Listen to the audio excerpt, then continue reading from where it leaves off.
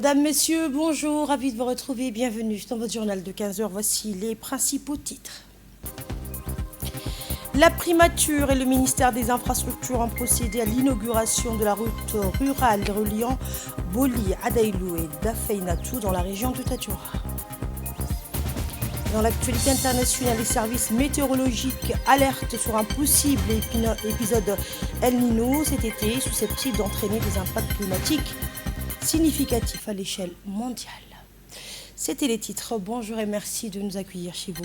Le Premier ministre Abdelkader Kamel Mohamed a présidé hier la cérémonie officielle d'inauguration de la route de Adailou réalisée par l'agence djiboutienne des routes, l'ADR.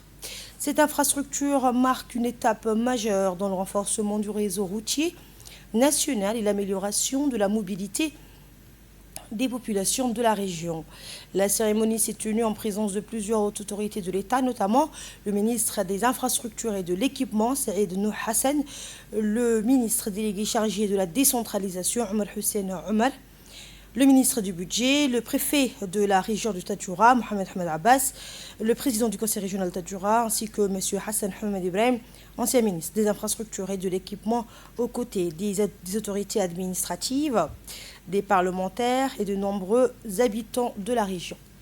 Dans leurs interventions, les responsables ont souligné l'importance de cette nouvelle route pour le développement économique et social de la région de Adailou, Dafeinatou et Boli, en facilitant donc les déplacements des populations, l'accès aux services essentiels et les échanges commerciaux. Réalisé sur instruction du président de la République Ismaël Omar Guelleh dans le cadre de sa politique de développement des infrastructures au service des populations. Cette route a été financée par le budget de l'État à hauteur de 1,4 milliard de francs djiboutiens et exécutée par une entreprise nationale.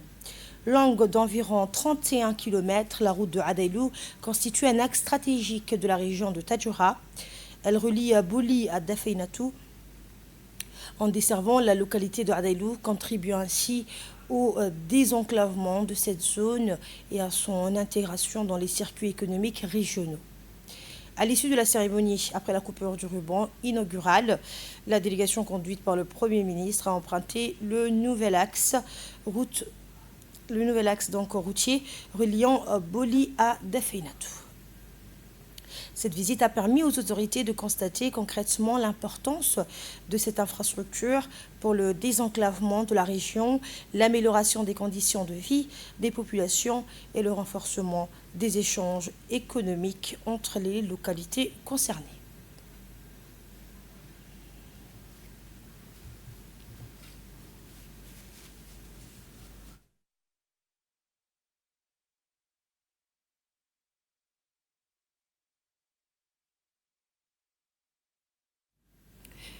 Eh bien, dans la même dynamique de développement local et de proximité avec les populations, les autorités de la région de Tadjoura ont également salué l'impact de cette infrastructure.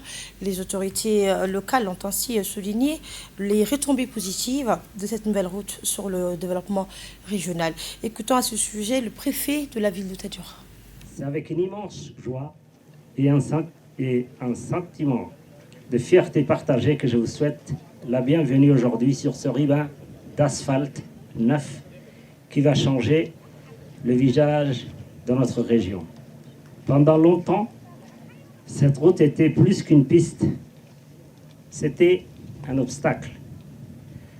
Un obstacle pour nos malades qui mettaient des heures à joindre l'hôpital, un obstacle pour nos agriculteurs dont la récolte pourrissait faute d'évacuation, et enfin un obstacle pour nos enfants qui arrivent en retard à l'école. Aujourd'hui, cet obstacle tombe. Cette inauguration n'est pas l'inauguration du goudron. C'est l'inauguration d'un accès plus rapide aux soins, d'un accès plus juste au marché, d'un accès plus sûr à l'école. Cette route, nous la devons à une vision portée par les plus hautes autorités de l'État, et aussi à l'engagement des entreprises qui ont travaillé jour et nuit, et à la patience de populations riveraines qui ont accepté le désagrément du chantier. À tous, au nom de toute la communauté, je dis merci. Merci pour cette épreuve, que nous nous unissons les efforts.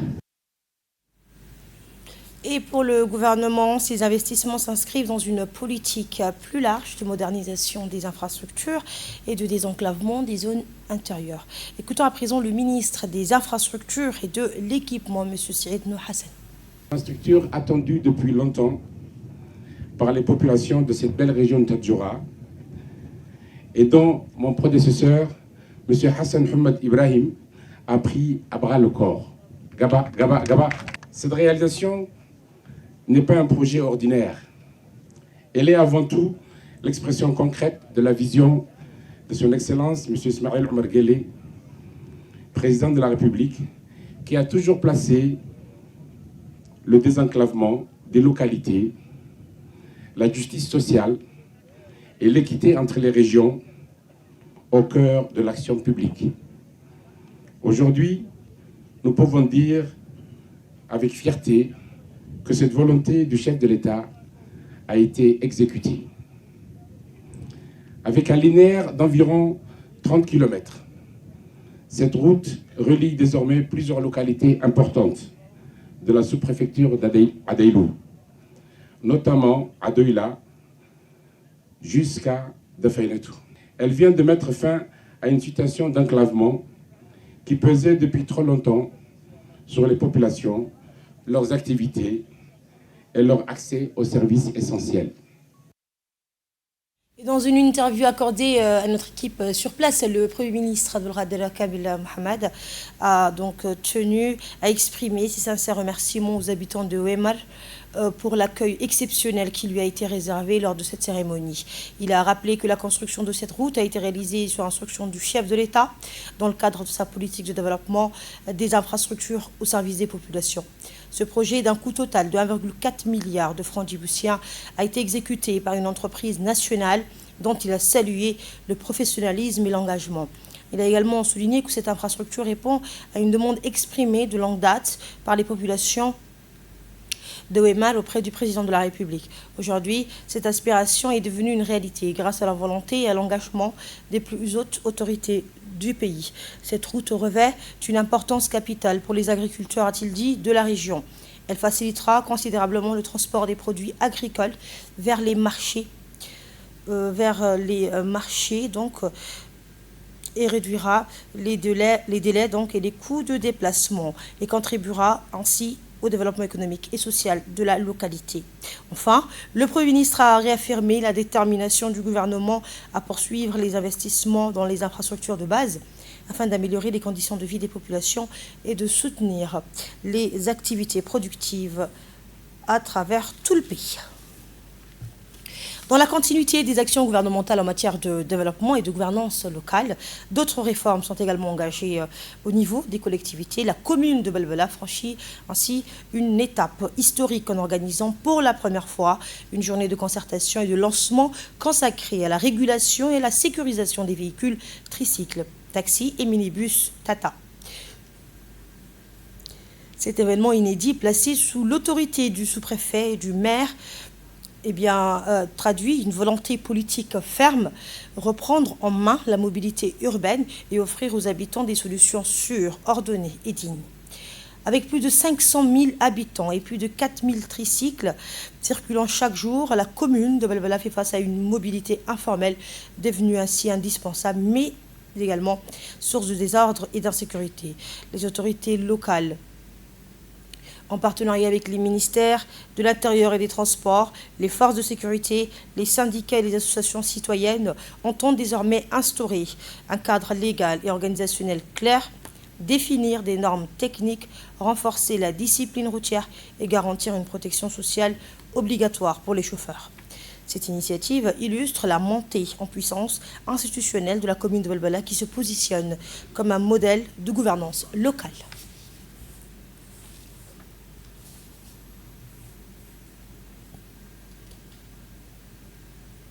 Le président de la commune de Belbela revient donc sur les enjeux et les objectifs de cette réforme.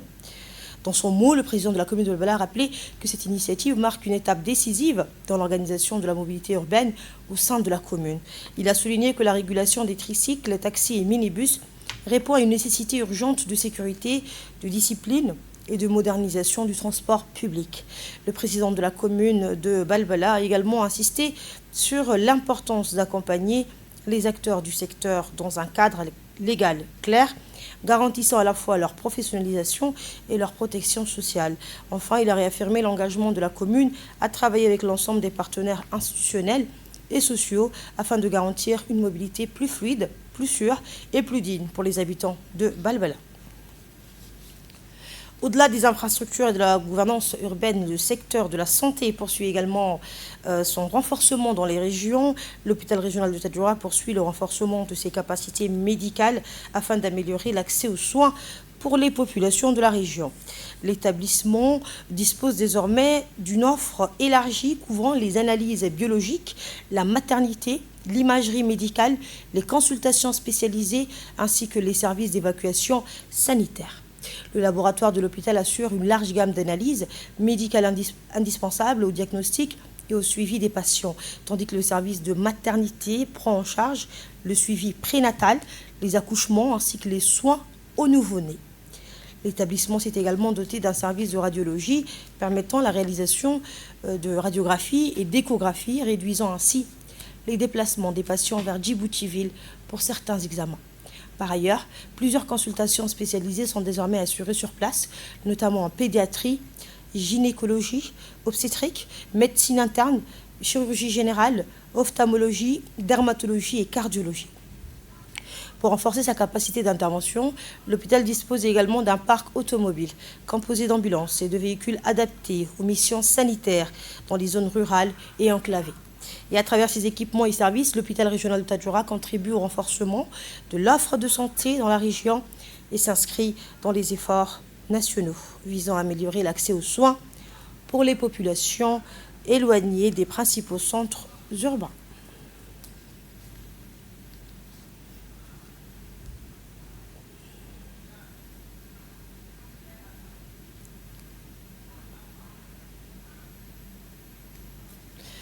Alors que les efforts de développement se poursuivent sur le plan national, les conditions climatiques appellent également une vigilance particulière. Il fait chaud, très chaud, et cette fois, les chiffres ne laissent aucune place au doute. L'Agence nationale de la météorologie de Djibouti a annoncé aujourd'hui un avertissement officiel, un épisode de stress thermique d'une intensité rare touche l'ensemble du territoire national. Le Centre national de prévision météorologique indique des indices pouvant dépasser 53 dans les régions nord et est du pays, des niveaux classés en danger élevé. Le centre et le sud ne sont pas épargnés avec des conditions jugées de prudence extrême. Ce ne sont pas de simples chiffres. Derrière ces indices se cachent des risques bien réels pour le corps humain.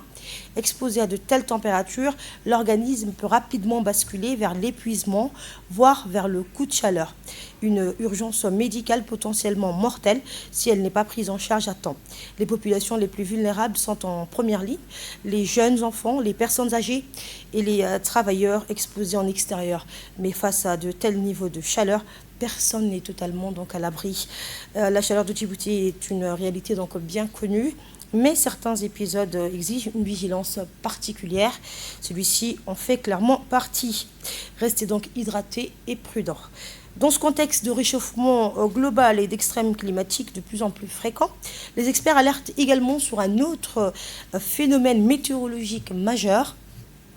Les services météorologiques et les experts climatiques estime à environ 80% la probabilité de développement du phénomène El Niño cet été.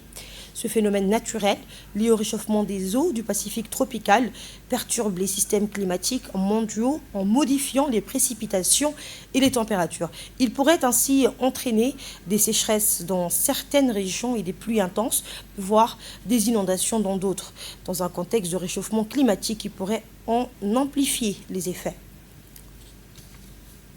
Et ces enjeux climatiques rappellent l'urgence à l'action internationale en faveur de l'environnement. La journée mondiale de l'environnement 2026 a été célébrée ce vendredi 5 juin à Bakou, en Azerbaïdjan, dans un contexte marqué par l'intensification des effets du changement climatique et la hausse des températures mondiales. Et enfin, dans le domaine du sport, la préparation des grands événements mondiaux intègre désormais aussi les enjeux climatiques. À l'approche de la Coupe du Monde 2026, des scientifiques et spécialistes des surfaces sportives développent de nouvelles variétés de gaz.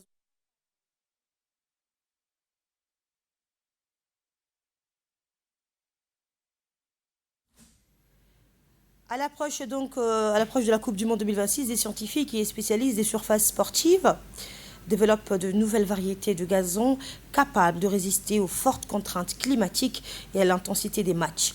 Testées dans des conditions proches du terrain réel, ces pelouses visent à supporter le piétinement, les variations de température et les différences d'humidité entre les pays hôtes. Ces innovations doivent garantir une meilleure qualité de jeu, réduire les risques de blessures et améliorer la durabilité environnementale des stades.